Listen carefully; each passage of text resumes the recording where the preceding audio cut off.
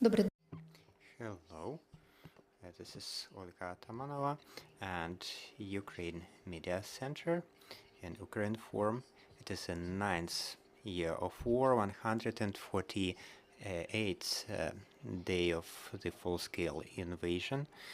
I'm grateful to everyone who is telling the truth about this war and resistance of the Ukrainian nation.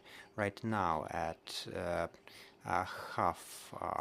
past one, we will have Vadim Skibitsky from the main intelligence department. We will be discussing the situation at the front lines of the Russo-Ukrainian war. And right now we have Vitaliy Kim of Mykolaiv Military Administration. Vitaliy, hello. Yes, I can hear you well.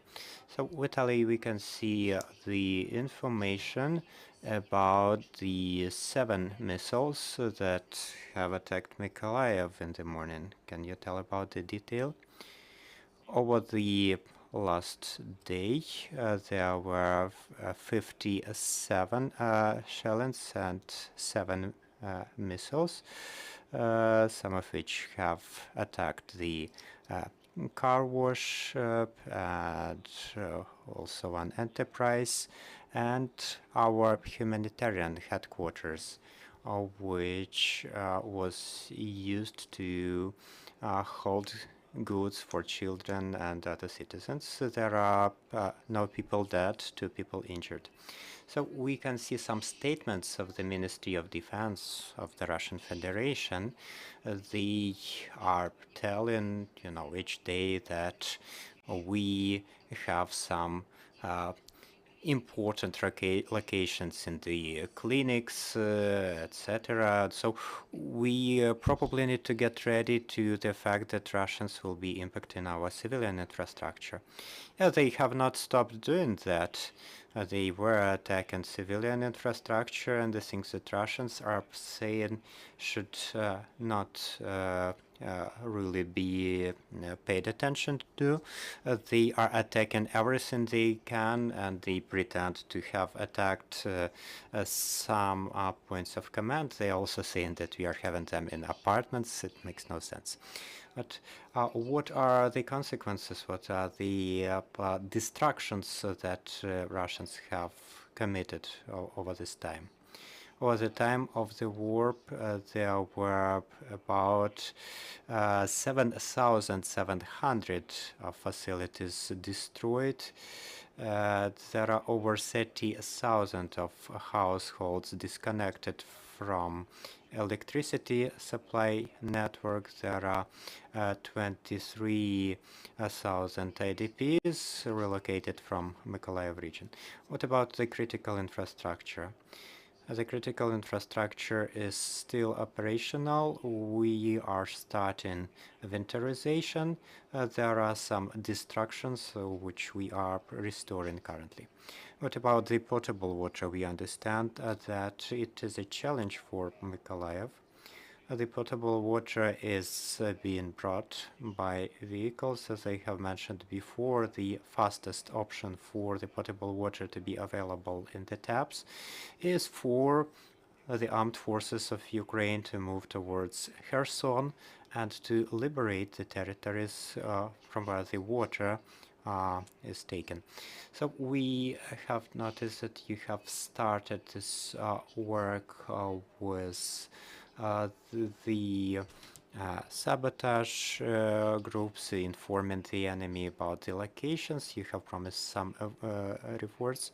So I believe in a week or two I will be able to provide such information, but I can tell that there is very good feedback, and actually many people do not want money for this. They are providing information about potential collaborators free of charge, and in a week or two, once some information is available, I will provide it.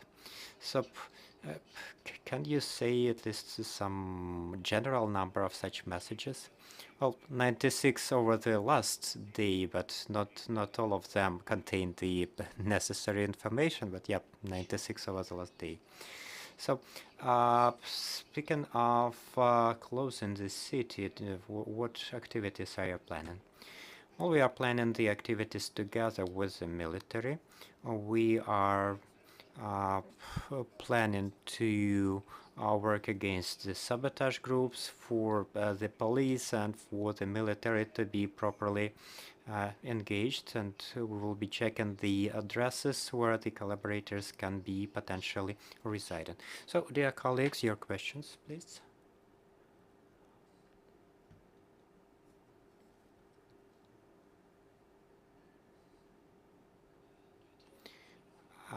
Dmitro from Ukraine Forum. Vitaliy, can you please tell us what is the most critical challenge in the region, and what are you lacking most? We will be analyzing this issue about the damage in the humanitarian hub. There was some food, there were some first need items, so we will learn about these needs soon.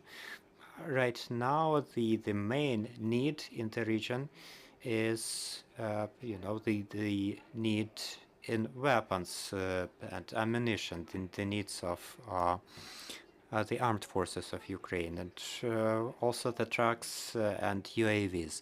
So these are the primary tasks for us to be able to liberate the territory of Mykolaiv and Kherson regions. I'm going to ask in English. Two questions. First of all, about the reporting of the collaborators. How do you prevent what we've seen in history, where people start turning in their, people that they have an old fight with, and start accusing people of collaboration without evidence? So how do you keep that from happening? And second, how concerned are you about another Russian attempt to try to take the city and push through, or is that no longer something that you're concerned with?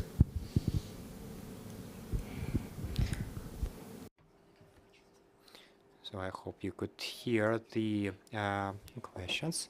I will answer starting from the second question. Right now, Russians do not have any attempts to seize the city. They are just shelling it. They are just terrorizing the citizens.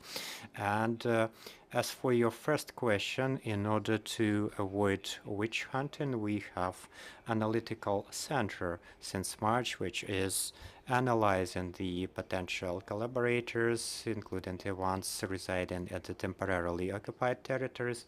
We have a long list of people collaborating with the Russians in the occupied territories, and the same analytical centers right now is processing all the letters coming through this new program, so to speak.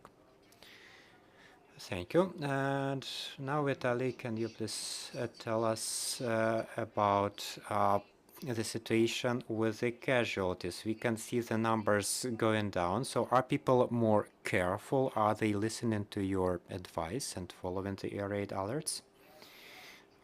Well, I do hope this is correct, because indeed the shellings are happening daily. Of course, people are not ignoring the situation. They are careful about air raid alerts, but also we are just fortunate because the shellings are not very successful, and just the casualties are not numerous.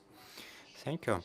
Thank you for being with us, and thank you, dear colleagues. Our next briefing is going to take place at 1:30. We will have the representative of the Chief Intelligence Department of the Ministry of Defense. Stay with us. Glory to Ukraine.